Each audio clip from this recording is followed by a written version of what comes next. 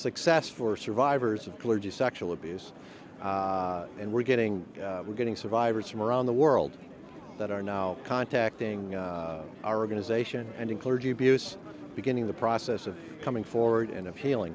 So that's been an enormous success, and I think we've made brought out our message to the world, and I think that we've shown that how important the voice of survivors is in this issue, and that we have something to say, and that we need to be engaged with this issue by Pope Francis and the Vatican.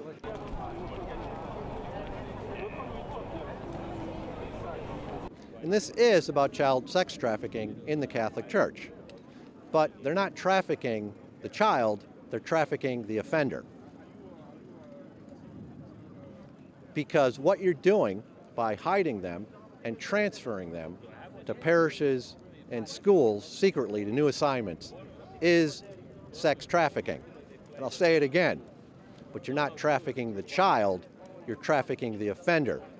And I don't know of any other organization on earth that is doing that.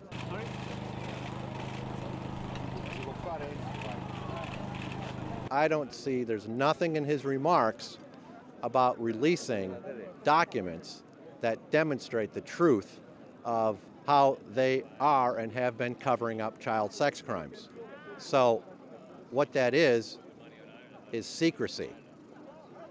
So if he's against secrecy about cover-ups, on Monday morning, we'd be seeing those archives and criminal evidence released.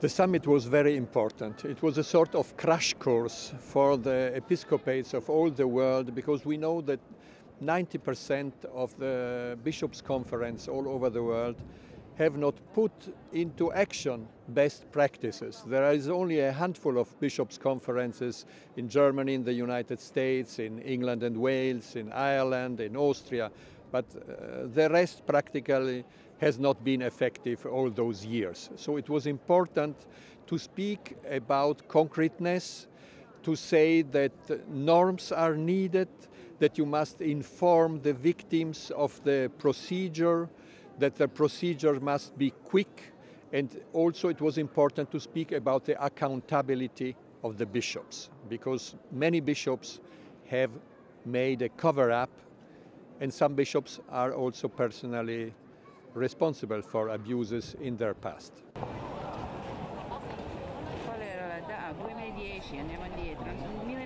The minus of this conference is that at the eve of the conference, the Pope, speaking to journalists in the flight from Panama to Rome, said that it was important to foster awareness, but also to set up protocols.